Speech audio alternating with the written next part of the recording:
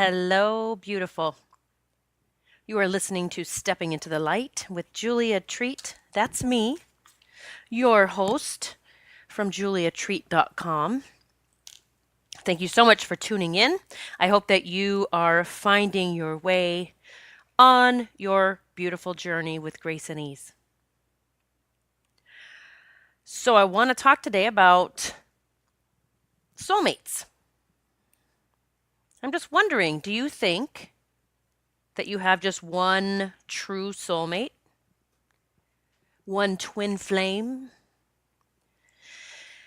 There's so much talk about twin flames and true soulmates, and I don't think. I speak to a lot of people doing what I do during sessions, readings and healing sessions and you name it, coaching, that one thing I've noticed is that people really get hung up on the fact that they feel like they have one true soulmate, or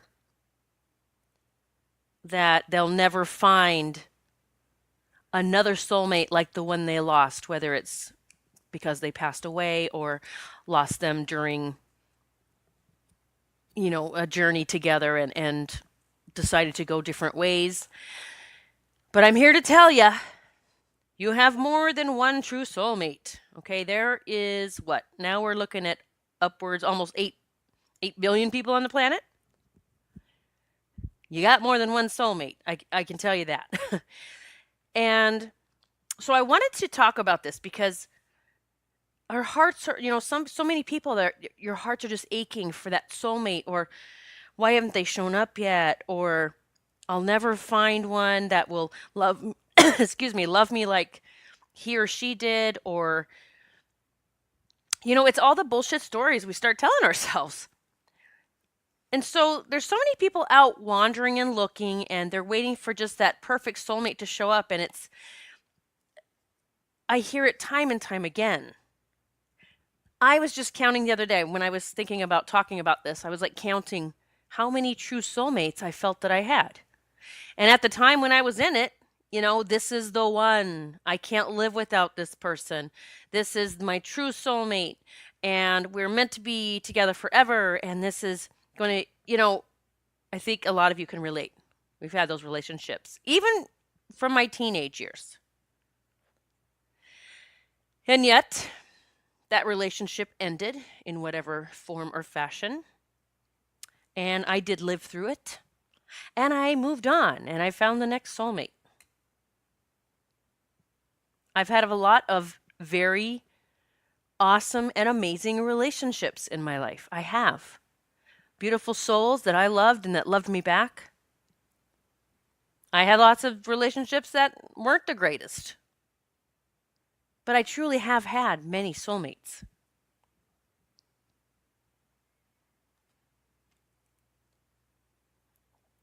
We even have soulmates that are guiding us from the other side, that aren't here this time in physical form, but they're still helping us. I heard from a woman who did a past life regression. She actually did it through my program, Journey of the Soul. It is a program that I have on my website, but you actually get it for free when you purchase Spiritual Boot Camp.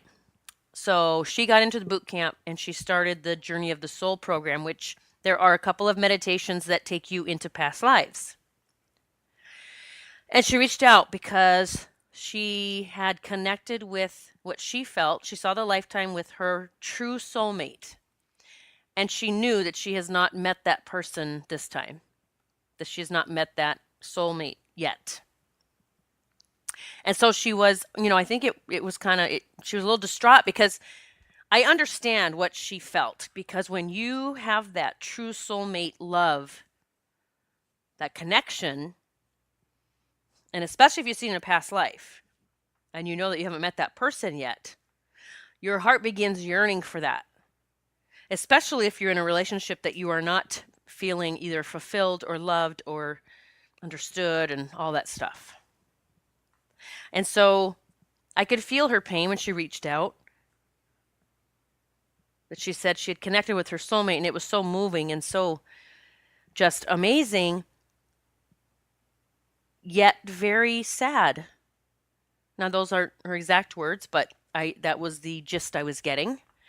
But it made her sad because she, began thinking, I may never meet that person or be that happy. And this is someone who's married and is not super happy, yet has made the statements, I don't want to get divorced. And it always comes through in readings that we are here to be happy. And I understand so many people stay together for their children. I understand the reason behind it, that for some reason you think that's better for them. But in readings, it always, the same answer and guidance from the angels always comes through, that you're here to teach your children about love. And it doesn't mean just saying it and hugging them and making them feel safe and that you're always watching over them.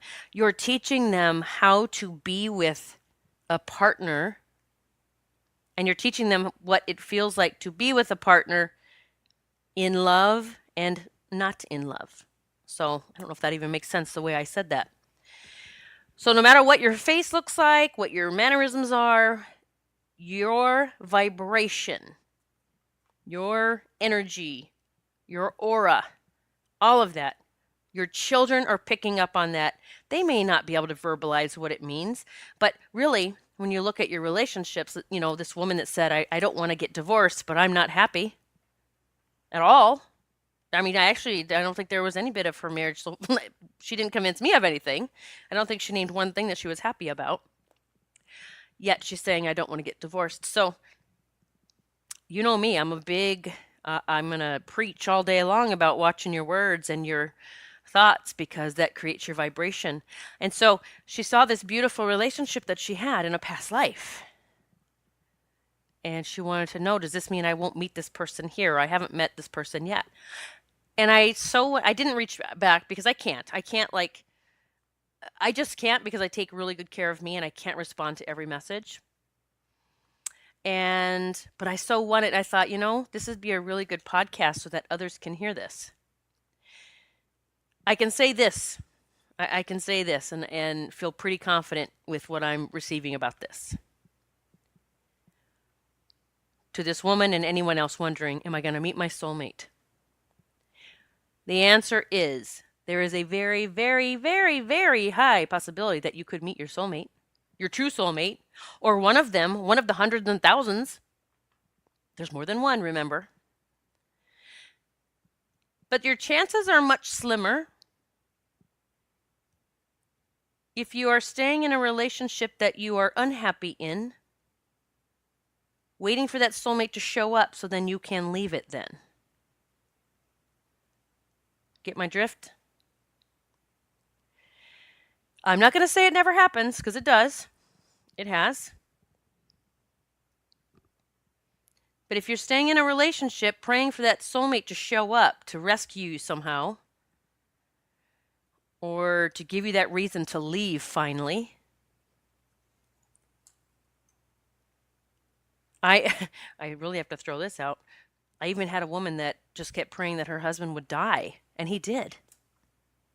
And that was like, that's, hey, whatever, that was her story. Like, that's what happened in her life. But you understand that so much of it is taking back your power. And it doesn't mean like every one of us that's unhappy is with some asshole or bitch or, bad person. It just means our power it's stepping into your power and saying, I'm not happy. And it's about fucking time I am. I've lived my life making everyone else happy. And why in the hell have I overlooked myself?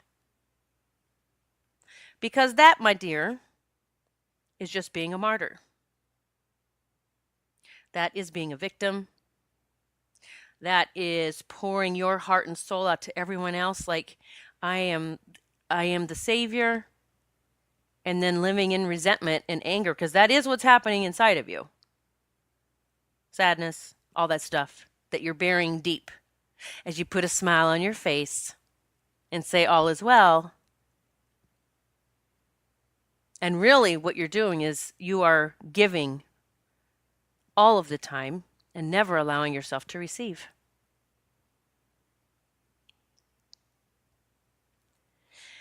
So, we have many soulmates.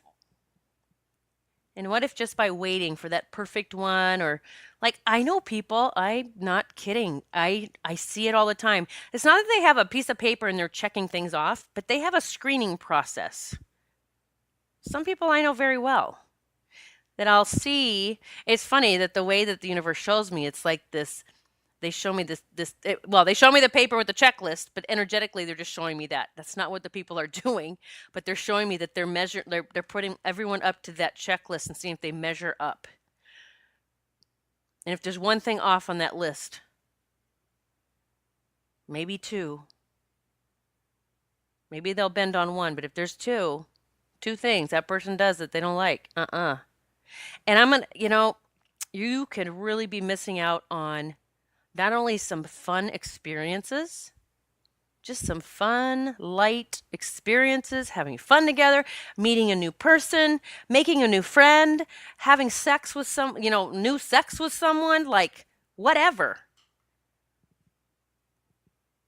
Nothing like brand new fun sex with strangers, right? It's fun that way. Getting to know each other, you're seeing what pushes each other's buttons, what you can get away with, and stretching the limits, and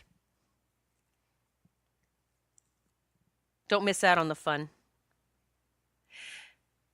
However, you've lost your soulmate, there's another one. There is another soulmate waiting just for you. And if you've lost your soulmate to, I'm going to say death, but I don't call it death. I look at it as death, rebirth, going home. Like I don't even want to use that word death. That's not what it is. That's not how I connect with it. But if you've lost your soulmate because they have passed away, I'm going to say that, I guess.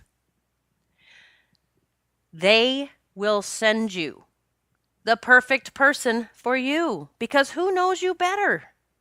And they want you to be happy. They do not want you sitting down here crying and grieving and saying, I will never date another because it's cheating on you. They are so far from that energy.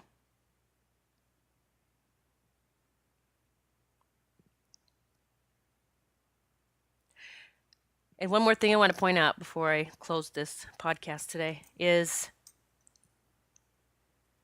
again, when you're, number one, ask the angels to bring in your soulmate, get you ready for your soulmate, get your soulmate ready for you, whatever that means. And it doesn't mean we're going to wait to connect until we're both healed completely and then everything's going to be perfect. Holy moly, hell no. I have heard so many people say that your twin flame, when they show up, everything will be perfect. Perfect. I beg to differ. The reason being, our soulmates, our true soulmates, our twin flame, they do show up to help us, how do I say, balance things out. You know the old saying, opposites attract? Well, it's true. It's like we can sit back and point out all the things we don't like about our soulmate or who we're with, and it's all the things that perhaps we aren't, or that they're here to teach us.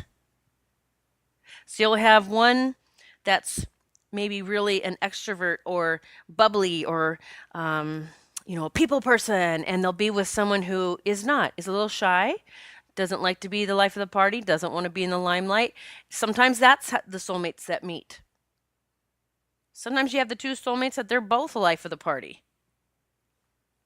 Again, if we stay away from the rules of how someone should show up and what they should be like, because we're here to grow together, to love, to learn compassion for one another, forgiveness. And our true lesson is about unconditional love.